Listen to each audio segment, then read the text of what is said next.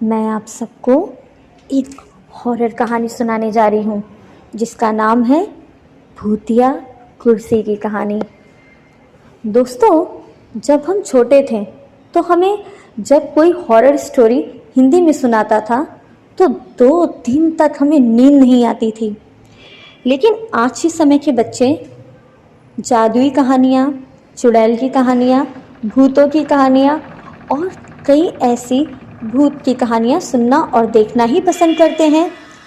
इसलिए आज हम आपके लिए लाए हैं ऐसी ही भूतिया कुर्सी की कहानी जो आप सबको पसंद आएगी। पुराने समय की बात है। रामनगर नाम का एक गांव था।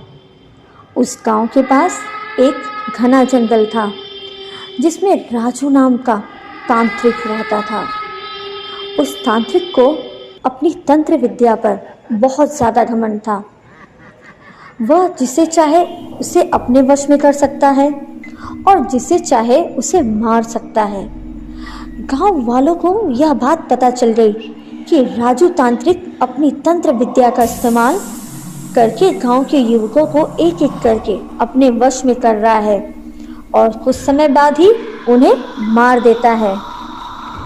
एक दिन रात के समय में गांव के लोगों ने एक टोली बनाई और उस तांत्रिक को मारने के लिए उसके घर की ओर चल दिए।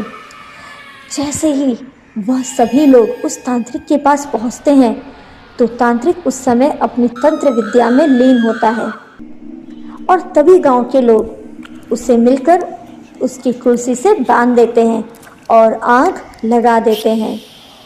वह तांत्रिक वहां उसी कुर्सी पर तड़प तड़प के मर जाता है। गांव वाले सोचते हैं कि अब उन्हें इस तांत्रिक से हमेशा के लिए छुटकारा मिल गया। 4-5 साल तो बहुत अच्छे से निकल जाते हैं और गांव में भी सुख शांति का माहौल रहता है। तभी वहां शहर से 4 लड़के आते हैं और वह सोचते हैं कि क्यों न आज रात जंगल में बिताई जाए। लड़के घूमते घूमते उस तांत्रिक के इलाके तक पहुंच जाते हैं। वहां वो लोग देखते हैं कि मछली के जाले लगे हुए हैं। गीदड़ वहां भैंसे के मांस को खा रहे हैं। उनमें से एक लड़के का पैर उस कुर्सी से टकराता है और वह देखता है कि यह कुर्सी में कुछ अजीब है। बिना कुछ सोचे समझे वह लड़का उस कुर्सी पर बैठ जाता है और उस लड़के में उस तांत्रिक की आत्मा आ जाती है।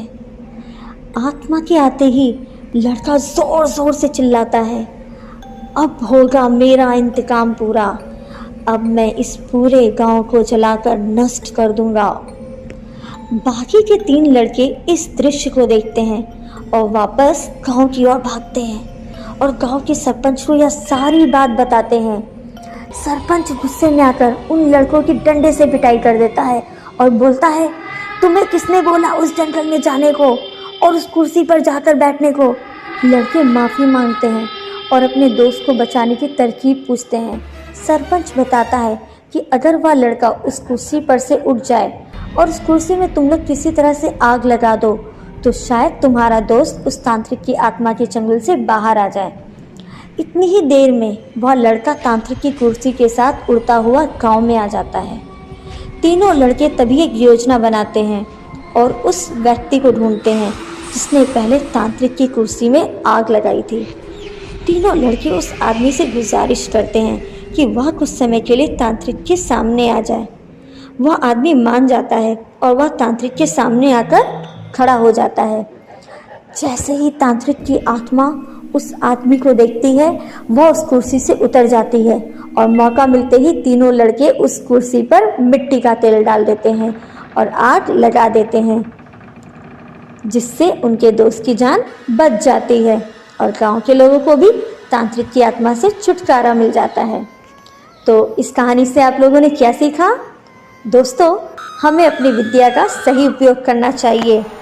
कोई भी ऐसा काम नहीं करना चाहिए जिससे कि दूसरों को हानि हो। धन्यवाद।